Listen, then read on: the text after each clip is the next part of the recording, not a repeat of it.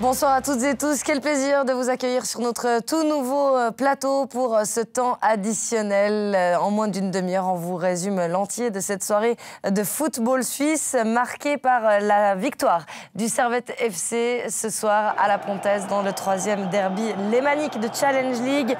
Sous la neige, on voit ici les Grenats célébrer leur 2e but, une rencontre sur laquelle nous reviendrons largement dans la prochaine demi-heure, ainsi que sur les 3 rencontre disputée pour le compte de la 27e journée de Super League. On passe ce mercredi soir en compagnie de notre consultant. Bonsoir Yann Lonfa. Bonsoir Elodie. Merci d'être avec nous. Pour la rédaction, c'est Jérôme Créta qui est le représentant de Téléclub. Bonsoir à vous. Bonsoir. On a pas mal de pain sur la planche, hein, messieurs, ce soir. Alors on va attaquer directement dans le vif du sujet avec le classiqueur qui se déroulait ce soir au Letzigrund entre Zurich et le FC Bâle. Et dans l'entame de ce match, ce sont les Rhénans qui ont rapidement mis le pied sur le ballon avec cette première grosse opportunité à la 5e minute sur un corner botté par Tsoufi. C'est Kemart qui tente et la talonnade de Ricky Van Wolfswinkel qui va passer juste à côté.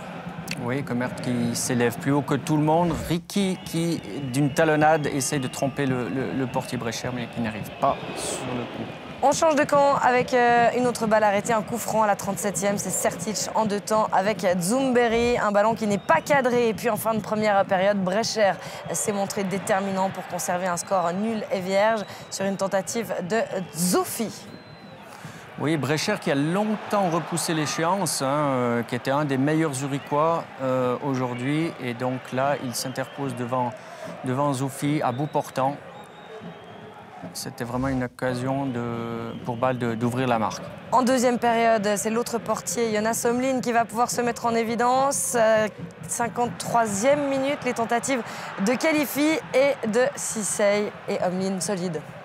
Oui, Omlin aussi prend à réagir sur cette escarmouche de Zurich. C'était une des plus dangereuses occasions de la part des Zurichois. Mais là, Omlin est sorti fort à propos. Il a de la chance que le ballon lui revienne dans un 2e temps dans les mains. Les Zurichois qui vont être punis pour leur manque d'efficacité dans la minute suivante. 54e, la passe lumineuse de Kemert pour Samuele Campo.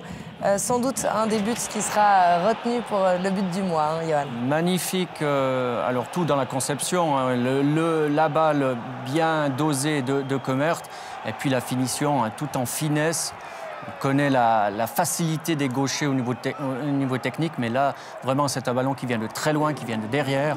Et d'arriver à la déposer de la sorte, c'était vraiment de la part de Campos une magnifique réalisation. Ça fait 1-0 pour Bâle. Et puis maintenant, on va voir un ballon perdu par Rueg et Yannick Brecher qui va pouvoir mystifier Ricky Van Wolfswinkel qui n'y arrive pas en 2 temps. Et puis là, c'est Maxeux qui vient à la rescousse de son portier. Ouais, une erreur flagrante du défenseur qui n'appuie pas assez sa balle en arrière. Et puis Ricky, en véritable renard des surfaces, a flairé le bon coup. Il fallait vraiment un tout bon Brecher pour repousser cette occasion. L'attaquant néerlandais, encore une fois, à la 83e, après ce coup franc et la bonne détente de Yannick Brecher. Oui, un Ricky Van Wolfswinkel totalement excentré, mais on le voit bien sur cet angle. Le ballon allait vraiment en direction des buts. De nouveau, Brecher attentif d'une claquette repousse le ballon. Et puis, Bâle qui va pouvoir doubler la mise avant la 90e minute après une mauvaise touche de Pamodou, récupération de Frey. Et c'est Ayeti qui part tout seul pour le 2-0. Oui, Ayeti qui est étrangement seul. On le voit sur cette image. Il n'est pas en position de hors-jeu apparemment. Et il se trouve sur la ligne. Il est oublié par l'arrière-garde zurichoise. Et puis Ayeti aussi, là, flaire le bon coup et met la balle au fond. Bon, 2-0, ça montre vraiment que Bâle est dans une phase aussi ascendante au niveau de ce printemps. Par contre, le FC Zurich fait un peu peine à voir actuellement. Ludo Magnin doit se poser des questions. Il n'arrive pas à trouver vraiment l'allant que montrait Zurich encore cet automne. Et puis, mine de rien, au classement, on voit que les équipes du bas de tableau commencent à faire des points aussi, se rapprochent. Donc là, il va falloir se réveiller assez vite pour les hommes de Magnin. Réaction zurichoise au micro de notre commentateur sur place, Nicolas Studer, c'est celle de Selim Khelifi. Salim Khelaifi, que vous a-t-il manqué et comment jugez-vous cette rencontre face à une équipe très en confiance? On savait que la balle était sur une bonne lancée. On a assez mal commencé le match. On n'était pas trop réveillés à mon avis sur quelques situations. Ils auraient pu ouvrir la marque. Je pense qu'après, en deuxième mi-temps, on a montré une petite réaction. Malheureusement, on n'a pas réussi à concrétiser nos occasions. Et le FC Bâle l'a fait. Voilà, c'est ça qui fait la différence. Vous jouez samedi le derby, c'est peut-être le match le plus important de votre semaine, surtout avec en ce moment une très grosse lutte pour une place européenne. C'est clair, on est obligé de gagner samedi. On va tout faire pour avoir les 3 points, surtout pour nos fans. Ce match a une très grande importance pour l'équipe aussi. Voilà, on va essayer d'analyser ce qui s'est passé aujourd'hui et essayer de faire mieux le prochain match. Zurich conserve donc ce soir ses 33 points, qui sera rejoint sans doute par Sion à 32, puisque la confirmation a été faite par la SFL cette semaine de la défaite par forfait suite à l'arrêt de la rencontre entre Sion et Grasshopper. 32 points également pour Lugano, on le verra tout à l'heure. Mais avant cela, au Kibun Park, Jérôme Créta, ce sont 2 équipes en manque de points qui s'affrontaient ce soir. Alors que les Brodeurs restaient sur 3 défaites consécutives, eh bien Getse n'a plus gagné le moindre match de championnat depuis 10 journées, soit depuis le 25 novembre 2018. C'était d'ailleurs face à Saint-Gall. On s'était quitté à la pause avec un 0-0 et très peu d'actions, 6 tirs dont 2 cadrés seulement. Donc on va vous montrer directement une séquence qui est arrivée en deuxième période, à la 47e pour être précis, avec un long ballon pour Djuricin, qui peut se mettre sur son pied droit et frapper au premier poteau. Bel arrêt de Stojanovic, qui peut donc s'illustrer pour la première fois dans cette partie. On revoit le bon contrôle et ensuite le crochet très vif de l'attaquant des Sauterelles. Et puis une autre action, elle sera cette fois pour les Saint-Gallois. 20 minutes plus tard, long centre d'Achimeru pour la tête de Simone Rapp, bien stoppé cette fois par Lindner. On se quittera donc sur ce score nul et vierge. Johan, depuis le changement de président, Getse ne perd plus, mais ne gagne pas non plus. Oui, dans leur situation, il faut faire des points. C'est clair que là, ils jouaient à l'extérieur. Ces 2 équipes en manque de confiance. Clairement, on a vu un match de piètre qualité, peu d'occasions. Djuricin fait du bien quand même à cette attaque de Grasshopper, mais il manque aussi beaucoup d'éléments du côté des Sauterelles pour espérer s'en sortir, surtout que devant eux, Xamax, on va le voir, commence aussi à faire des points. Et de l'autre côté, un Saint-Gall aussi en manque de confiance, en manque de repères, en manque d'allant offensif. Ils ne sont plus aussi convaincants qu'ils l'étaient cet automne. Donc on a vu un match équilibré et malheureusement sans but et un peu logique, un 0-0 assez pauvre.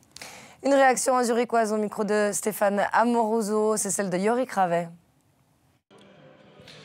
Yorick Ravet, 1 point ici sur la pelouse de Saint-Gall. Pour Grasshopper, est-ce que c'est un bon ou un mauvais résultat au vu du match? On veut toujours gagner, donc je vais dire que c'est un 50-50. Mais après, dans l'état d'esprit, on a été irréprochable, on s'est battu. Après, si on arrive à mettre les occasions et à être plus lucide, je dirais, dans les 30 derniers mètres, ce genre de match, on le gagne. Mais aujourd'hui, c'est ce qui nous manque. C'est pour ça qu'on est à la place où on est. Maintenant, il reste 9 matchs. À nous de nous bagarrer jusqu'au bout pour essayer d'engranger le maximum de points et faire honneur au club, tout simplement. On vous a senti extrêmement concentré dès la première seconde, surtout au niveau défensif. Vous n'avez pas laissé énormément d'espace à Saint-Gall. On sait que pour gagner des matchs, il ne faut pas prendre de but, il faut en marquer. Malheureusement, aujourd'hui, on n'a pas marqué, on n'a pas pris. Mais c'est un peu paradoxal. Mais ouais, c'est... Voilà, j'espère que samedi pour le derby, on ne prendra pas de but et qu'on arrivera à en mettre 1 ou 2. Et puis voilà, mais voilà, ça va en s'améliorant et j'espère que ça va continuer comme ça. De toute façon, dans notre situation, faut rien lâcher et puis adviendra ce qui adviendra. Et puis dans la troisième rencontre de Super League de la soirée, ce sont les troisièmes meilleures équipes du second tour. Ex-aequo qui se livrait un duel intéressant au Cornaredo, Lugano versus Xamax. Et on a vu peu d'actions dangereuses dans l'entame de match. On a attendu la 27e minute pour vous sortir un premier coup franc en faveur de Lugano, botté par Gernt en retrait. La frappe de Tchernigoy déviée par Doudin, ça passe pas loin, Johan. Oui, Tchernigoy qui avait été un peu oublié par l'arrière-garde de Neuchâtel, qui se focalisait sur les attaquants hein, dans la surface de réparation. Heureusement pour les Neuchâtelois, Tchernigoy ne cadre pas sa frappe. La défense de Neuchâtel-Xamax est solide. Les Tessinois ont de la peine à trouver des espaces. Tout de même une tentative à la 28e minute d'Armando Sadiku qui pivote et ça va passer juste au-dessus. Oui, on a beaucoup vu ça en première mi-temps, notamment des longs ballons sur les attaquants et puis un petit peu à eux de se débrouiller pour se créer des occasions. Pas facile quand on a 2 ou 3 Cerbères à ses côtés. Là, en l'occurrence, Sadiku arrive en pivotant à se défaire du marquage, mais malheureusement, sa frappe s'envole au-dessus de la cage de Walter. Pas facile non plus pour les Rouges et Noirs de se procurer des occasions à l'offensive, tout le monde étant regroupé derrière. Une opportunité tout de même à la 34e avec un ballon repoussé dans l'axe par Tchernigoy. C'est Di Nardo qui tente de loin, mais Baumann est sur le coup. Et puis Ademi est en retard dans un deuxième temps. Oui, une bonne initiative de Paolo Di Nardo qui est en forme, hein, qui vient de marquer le week-end dernier. Et donc là, sa reprise de demi-volée est très bien tirée, trop bien tirée peut-être, puisqu'elle arrive vraiment sur le portier Baumann qui était attentif. 2 minutes plus tard, on retrouve Armando Sadiku côté luganais. Sur le côté droit, il va tenter d'armer une nouvelle frappe. Mais elle ne sera pas cadrée. On n'a pas vu de tir cadré en faveur de Lugano dans cette première période. Non, et c'est dû vraiment à ce quadrillage du terrain de la part de Xamax qui laisse peu d'espace aux attaquants luganais. En l'occurrence, c'était une des rares occasions où Sadiku arrive à se défaire un petit peu du marquage des défenseurs neuchâtelois. Malheureusement, il arrive de nouveau pas. Il est un peu excentré, il est vrai, il n'arrive pas à cadrer sa frappe. Vous avez baptisé hors antenne, Johan Lonfa, la défense de Xamax, la double lame Gillette. Alors, je ne sais pas si on peut donner des marques, mais en tout cas, oui, je trouve le système de défense de Xamax très, très compact. Et puis, effectivement, quand on arrive à se défaire du marquage de son vis-à-vis, il y a tout de suite un deuxième défenseur qui surgit et on l'a vu beaucoup de situations dans ce genre durant le match. Le premier tir cadré en faveur de Lugano, on le découvre après la pause à la 55e précisément avec Tchernigoy qui va tenter sa chance. Ce ne sera pas de problème pour Laurent Walter. Oui, dans ces circonstances, c'est que par balles arrêtées ou par tir lointain que pouvait arriver le danger. Vous voyez la densité de joueurs de Xamax qu'il y a dans ces 16 mètres. La frappe était cadrée, mais malheureusement un peu trop molle pour inquiéter Walter. Et la dernière séquence qu'on vous a ressortie de cette rencontre, elle est en faveur de Neuchâtel-Xamax avec un centre au cordeau de Di Nardo. Et puis ici, Baumann doit intervenir. Hein. La main solide. Ademi reprend le rebond de la tête, mais le portier tessinois fait la bonne intervention. Oui, une qualité de frappe vraiment intéressante de ce Di Nardo qui centre vraiment de manière très puissante et oblige Baumann à intervenir des points. Voilà, c'était une des rares escarmouches neuchâteloises, mais voilà, de nouveau, les Neuchâtelois ont appliqué le plan de jeu voulu par Stéphane Anchaud, qui était d'abord bien défendre et puis jouer les coups en contre. Aujourd'hui, je pense que ça va plutôt un bon point pour Neuchâtel que pour Lugano. Fabio Celestini qui disait en avant-match que la patience serait la clé finalement de cette rencontre. 0-0, Neuchâtel qui rentre avec ce bon point. Le caractère était encore là malgré le peu d'occasions qui ont pu se produire. Oui, Lugano a cherché par les côtés, a cherché par les tirs lointains. Il cherchait aussi les erreurs éventuelles des défenseurs de Neuchâtel, de relâcher un peu le marquage, comme on l'avait vu par 2 ou 3 reprises. Or, Xamax, de leur Anchaud, est un Xamax appliqué, rigoureux, et cela, sur les 90 minutes, ça devient une carapace difficile à percer pour n'importe quelle équipe, même un Lugano qui était pourtant assez en confiance depuis quelques matchs. Nicolas Emenecre était au commentaire de cette rencontre. Il a recueilli les impressions à chaud des principaux acteurs. On écoute dans un premier temps Mike Gomez, côté neuchâtelois. Mike Gomez, vous avez tout fait pour ne pas encaisser. Vous y êtes parvenu. Satisfaction en termes de ces 90 minutes? Ouais, je crois qu'on a fait un match très sérieux. C'était le plan de jeu aujourd'hui, de fermer les espaces derrière et puis de ramener en tout cas un point. Si on pouvait faire les 3 points, on ne se serait pas gêné. Mais je crois qu'au vu de la physionomie du match, le résultat il est clair. Clair, comme votre comportement qui était avant tout défensif, consigne respectée? Oui, consigne respectée. Dès le départ, on voulait fermer les espaces, comme je l'ai dit. Et puis tout le monde a bien travaillé pour pouvoir ramener un point aujourd'hui de ce déplacement. Et puis maintenant, attaquer le prochain match à la maison en espérant un petit peu plus qu'un point. Il n'y a pas de regret quand même de ne pas en avoir fait un tout petit peu plus pour aller chercher la victoire et peut-être revenir à 3 points de Lugano? Non, je crois que voilà, le plan de jeu était clair. Si on avait l'opportunité de prendre les 3 points, on l'aurait fait. On ne voulait pas se découvrir. Maintenant, voilà, je pense que pour les spectateurs, ce n'était pas un très grand match. Mais pour nous, voilà, maintenant, c'est les points qui comptent. Et puis, on se bat pour ne pas tomber. Donc, on a fait ce qu'on pouvait aujourd'hui.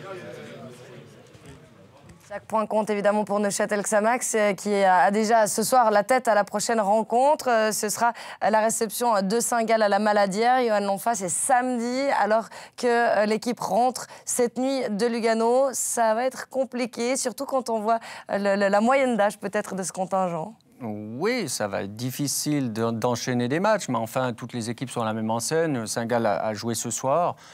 Je crois que c'est surtout à la maison que Xamax doit capitaliser. Lors du premier tour, ils ont vraiment perdu beaucoup de points à la maison. Or, ils jouent sur leur terrain synthétique, ils connaissent un peu les conditions. Ils ont l'occasion de marquer 3 points face à un Saint-Gall qui n'est pas en grande forme. Donc c'est vraiment là. Je pense que ce soir, le fait d'avoir pris un point de nouveau est un très très bon résultat pour Xamax. Il est venu chercher le nul. À la maison, par contre, voilà, il va falloir essayer de capitaliser plus qu'un point. Réaction luganaise à présent après ce match nul et vierge, c'est celle de Nouma Lavanchi. Nouma Lavanchi, avant le match, les 2 entraîneurs avaient dit qu'un bon point, ça les satisferait. Au terme de la rencontre, vous prenez volontiers ce point? Écoutez, oui, on le prend volontiers. Mais on voulait gagner. C'est clair qu'on voulait gagner ce soir. Pour mettre un peu de pression vers le haut. On a vraiment essayé de le faire. On a essayé de jouer au ballon contre une équipe très regroupée. C'était vraiment pas facile. Ça fait 0-0, un match assez fermé. On se contente de ce point ce soir. Ce point vous laisse quand même cette marge de 6 points que vous aviez. Devant, tous les cas, pour l'instant, les seuls résultats connus, c'est Zurich qui n'a pas gagné, qui a même perdu. Tout reste ouvert? Oui, bien sûr, tout reste ouvert. Mais encore une fois, avec une victoire ce soir, on aurait pu, comme j'ai dit, mettre un peu de pression devant. On n'a pas réussi à le faire. On a bien travaillé, je pense qu'on est toujours sur la bonne voie. On travaille bien en équipe, tous ensemble. Et je pense que si on continue comme ça va payer. On va continuer notre série. En un mot, vous avez le regard tourné vers l'avant ou vers l'arrière? Écoutez, je pense qu'on peut se permettre de regarder aussi vers l'avant. C'est vrai que tout est serré, on voit que c'est serré derrière, mais c'est extrêmement serré devant. Dans ce championnat à 10 équipes, tout va très vite, 2 victoires, on peut être en haut, 2 défaites, on peut être en bas. Mais je pense qu'on a les moyens et les qualités de regarder vers l'avant. Lugano qui regarde vers l'avant et son prochain déplacement, ce sera dimanche du côté du Parc Saint-Jacques. Voilà pour les 3 rencontres de Super League disputées ce soir. On va récapituler avec vous, Jérôme, les résultats et puis voir le classement avant la mise à jour de demain. Oui, les résultats et le programme, tout d'abord avec seulement 2 buts dans cette journée. Pour l'instant, en tout cas, et 2 scores à lunettes. Lugano, Neuchâtel et Saint-Gall Grasshoppers sont tous déterminés sur le score de 0-0. Alors que Bâle est allé gagner du côté du Letzigrund sur le score de 2-0. Demain, il y aura Toun-Sion et Lucerne IB. Au classement, les Young Boys se retrouvent évidemment toujours en tête avec 18 points d'avance, mais un match en moins de jouer par rapport à Bâle. On retrouve ensuite Thun à la 3e place et puis ensuite, vous le voyez, c'est très serré. Zurich 4e avec 33 unités, Sion 8e avec 29 unités, mais qui devrait se transformer en 32 unités puisqu'on ne tient pas compte encore de cette victoire du FC Sion par forfait puisque Getse peut encore faire recours. Getse est toujours là aussi, mais à 6 points tout de même de Neuchâtel, qui lui se trouve 3 points en dessous du FC Sion. Voilà pour cette page de Super League. Il y avait également de la Challenge League à l'affiche de cette soirée avec le 3e derby lémanique qui avait lieu dans le grand froid des plaines du Loup à la Pontaise, Jérôme. Et jusque-là, Lausanne n'avait jamais perdu cette saison contre Servette. Il y avait eu une victoire lausannoise à la Praille en tout début de championnat. Il y avait eu ensuite un match nul en décembre du côté de la Pontaise, mais ce sont bien les Grenats qui se présentaient ce soir dans la peau du favori. C'est pourtant Lausanne qui aura la première occasion dans cette partie, à la 22e précisément, avec un joli mouvement sur le flanc gauche. Dominguez transmet à Puertas, enchaînement, crochet, frappe du pied droit, bonne déviation de Frick.